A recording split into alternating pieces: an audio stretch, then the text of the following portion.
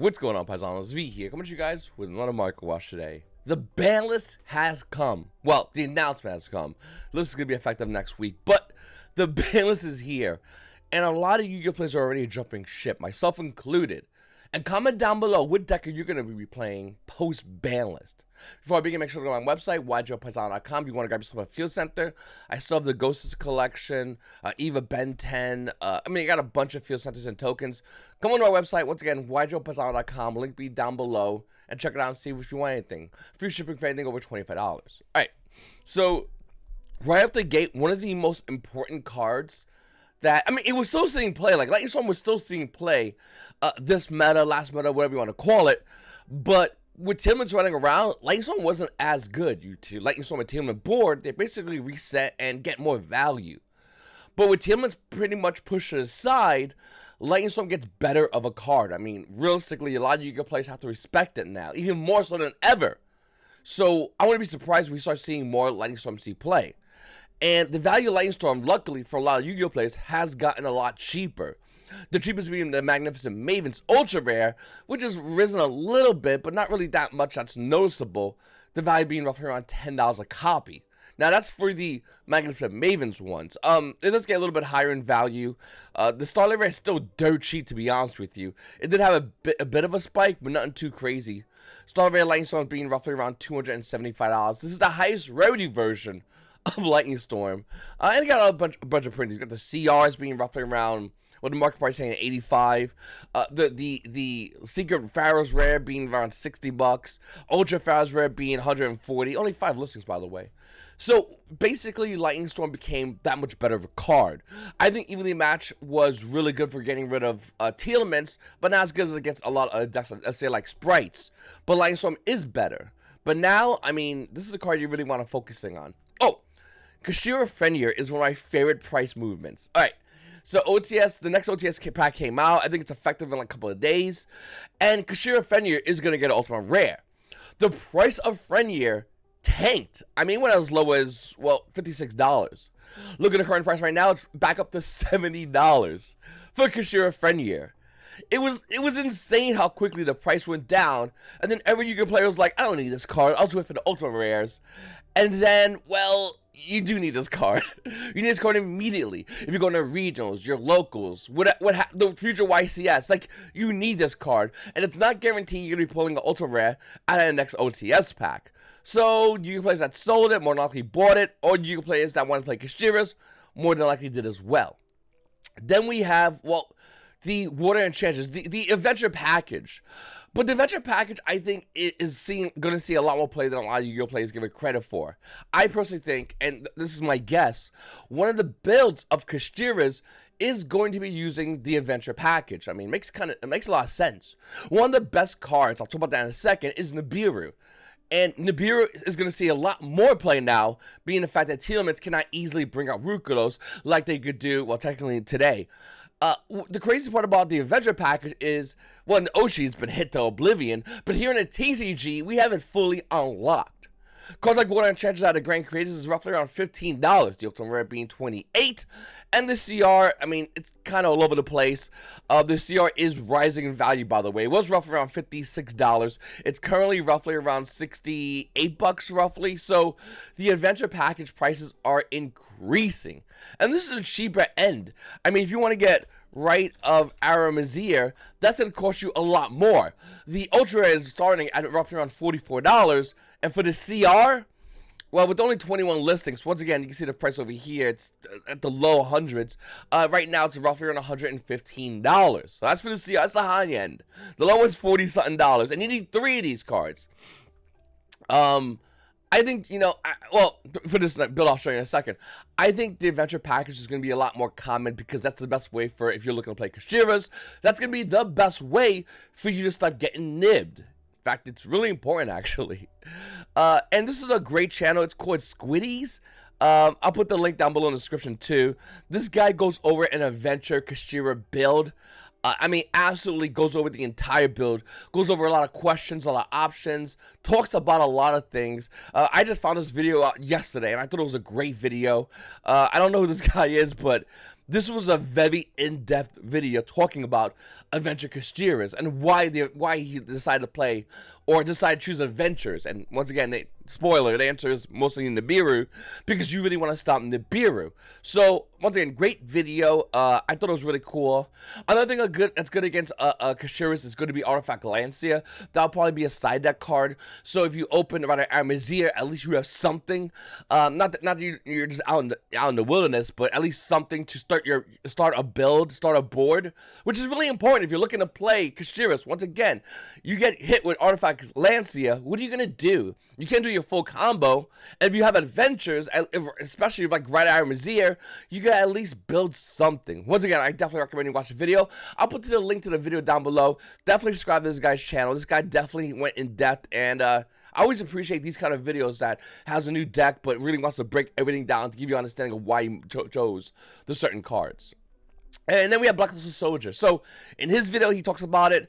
I talked about it. Some of you players are hit or miss on Blacklisted Soldier. The card is a very good card, and a deck like Kashiras can easily bring it out.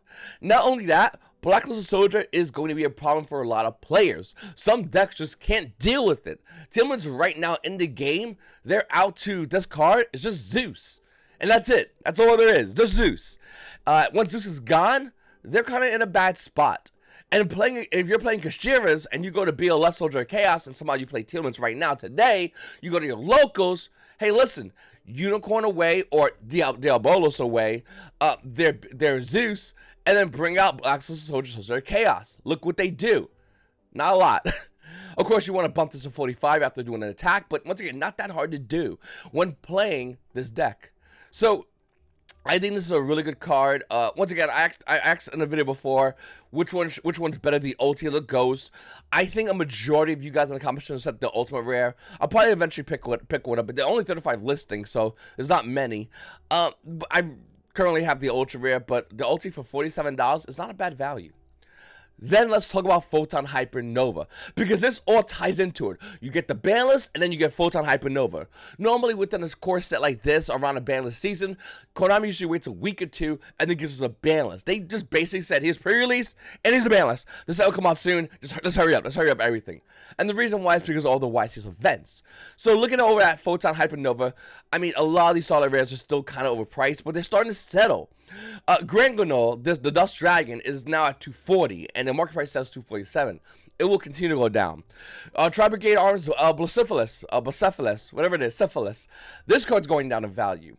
The only card that's holding some kind of decent value is Kashira Riseheart, which actually increased in value to Starlight Rare, and Mirjay the Ice Blade Dragon. The reason why is because, well, Kashiras and Bystials, I'll talk about in a second, are going to be the most dominant decks in the game. But their prices in the market are going to reflect that based off hype. Now, will this change? Yes.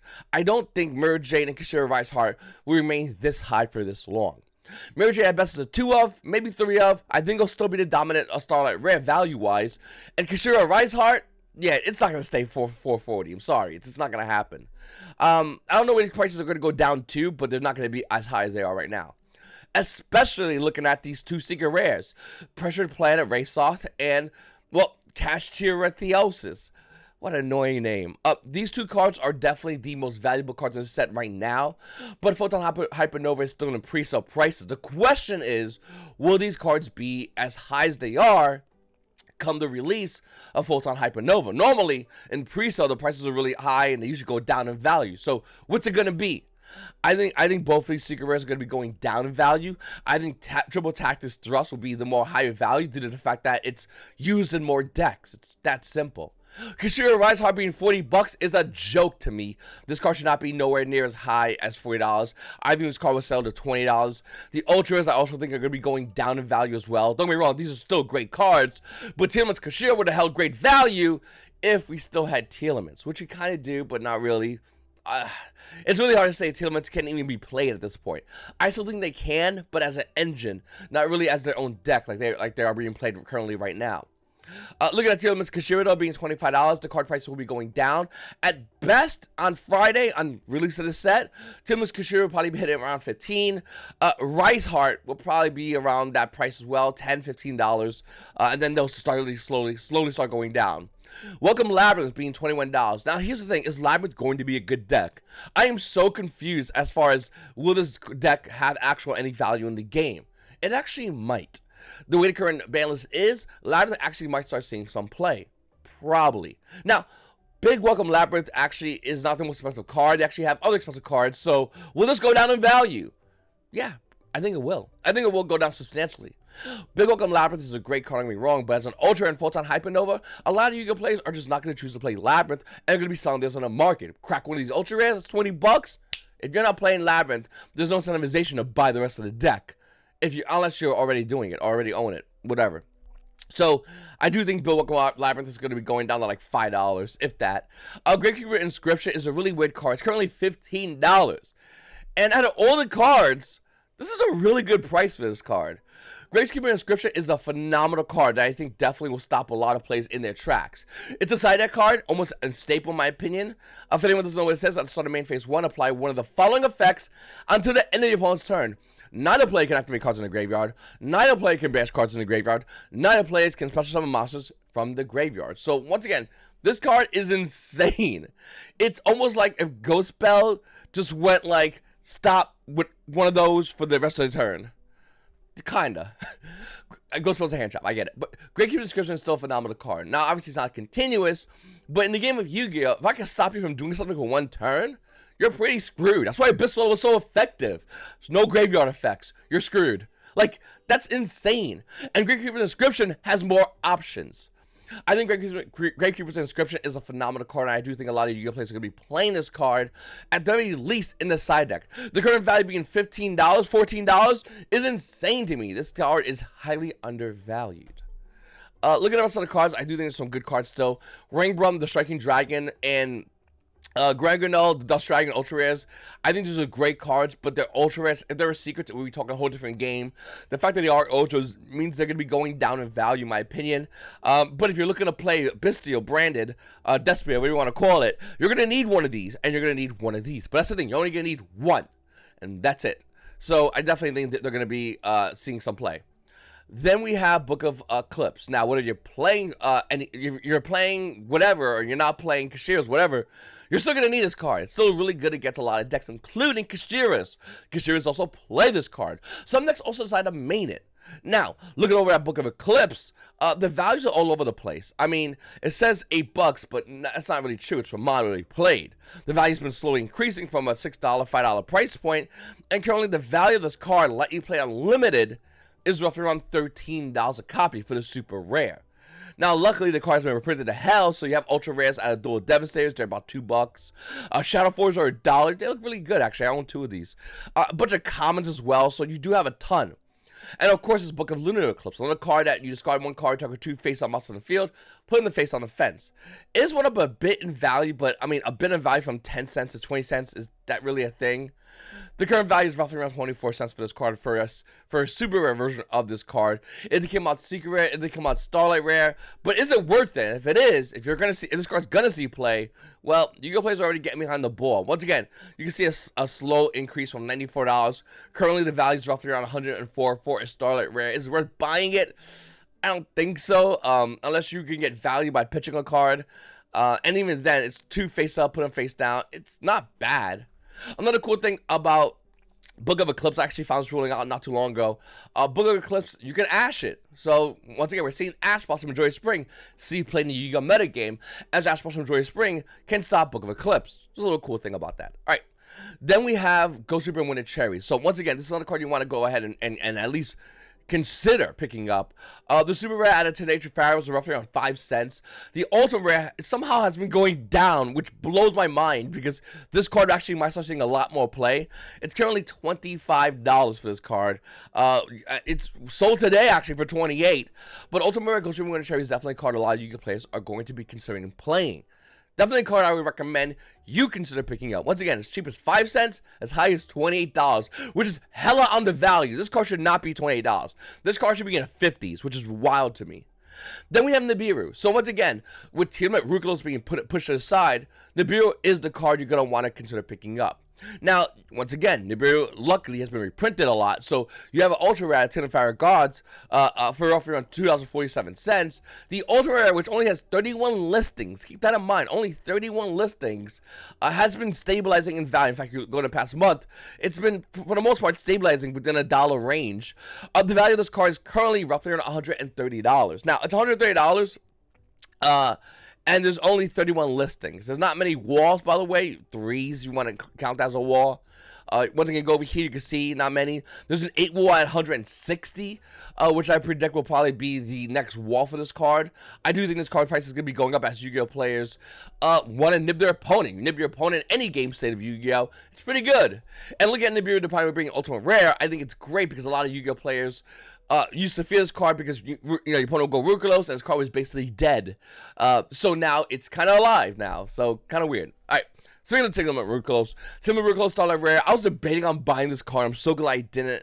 It was at the time it was roughly around $200. Those market watches, one or two before this one, it's on this channel. The value of this card is going down. Current value of this card is roughly around $166. The card that was recently, as of what, 24, 48 hours ago, $200. That fast. Tiamat Rukulos is going down in value, and the question is it worth picking up? I really don't know, to be honest with you. I want to grab this card. I want to play Tiamat still in the new meta. But is it worth it? Comment down below. Let me know what you think. I sold it at 2 Tales of Noble Knights. Allegedly went down. It was off around $80, and then it went down, and now there's a listing for $70, and then there's an unverifiable listing for roughly around $80. This card, well, is good, but basically bought out. This CR only has 2 listings in Amazing Offenders. No one's cracking Amazing Offenders. No one's buying like cases of Amazing Defenders and cracking other than like store vendors. So the amount of these cards available in the open market isn't as much. Looking at Amazing Offenders, I mean, there's some stuff in there. I like the Rescue Aces, but people are speculating on Pearlies. Is Pearlies going to be, or Pearly, whatever you want to call it, is this going to be a real deck? And Oshi, it is. But is it going to be a real deck here in the TCG? To be honest with you, I don't know. People are playing XYZ Encore, by the way, in order to counter this deck. So this deck is such a problem in the OCG. XYZ Encore is actually a card people are deciding to pick up. XYZ Encore at Judgment of the Light, you can see over here, has recently went up in value as Yu-Gi-Oh! Plays in the TCG position himself to grab this card for some ungodly reason. The value of this card is roughly around $5. That's for unlimited. First edition is going to start roughly around $8, $9 with shipping. And once again, the question is Pearly's going to be a real threat that you're going to have to decide? XYZ Encore. I have zero idea. I'll be honest with you. I don't know if Pearly's going to be good. I looked into it a lot yesterday. I think they're still missing some stuff, but people are saying they're good. People are saying they're going to play them. Some people are just laughing at the deck. So I have zero idea. One thing I do know is it's always important to learn what these decks do. In case you do go to your locals, go to your regions, go to YCS, and you have to get a player who's playing this deck, you're going to want to know what they want to do. You're going to want to know what the choke points are. So you need to know what this deck does. But once again, is it really worth it? Despia actually is a thing. Well, Despia, Bistio, Branded, whatever you want to call it. There's a deck running around online right now that before Telements was not bad, but not as good as Telements. Now Telements are gone. That's a more serious threat. Aliber Despia is a card you might want to pick up if you are looking to play Despia. The ultimate rare is for around $44. Now, once again, this is the highest rarity version. It also has an ultra rare, which is $4. Now, that is for Aliber. Fallen of Albas is another card you might want to consider picking up as well. Fallen Albas did come in at 4 cents. The ultimate rare Fallen Albas right now have kind of went down a little bit, but then went up a bit. It's really weird what's going on at that price. You can see over here, it's falling down, and now it's starting to try to pick up. The current value of this card is roughly around $37, near $38 for an ultimate rare Fallen Albas. That's for the ulti. Once again, it does have a common. Bistio Bellion is the reason why a lot of people aren't playing Bistio Albaz or Bistio Brand or whatever you want to call it. This card is way too expensive. It's insanely overpriced. And you're not wrong, Kashiras are as well. I'm not saying Kashiras aren't. Kashiras, in my opinion, are probably more expensive for the players that already own Kashiras that are looking to get into Photon Hypernova. That's how insanely expensive Kashiras are, which is kind of weird. But with the release of Photon Hypernova, the prices of Kashiras will go down of the new ones. Only idiots will buy Kashiras today so they can be ready on Friday. Okay, enjoy overpaying for Kashiras. Maybe I'm wrong, who knows? Looking over at Bestial Lubellion, this is the card you're going to want to get if you want to play branded, but the value is insane. Even the past month value is insane. The current value of this card is roughly around $80 a copy. There are builds out there that run 3Ds. In fact, I saw a lot of builds, almost it's standard at this point, that run 3.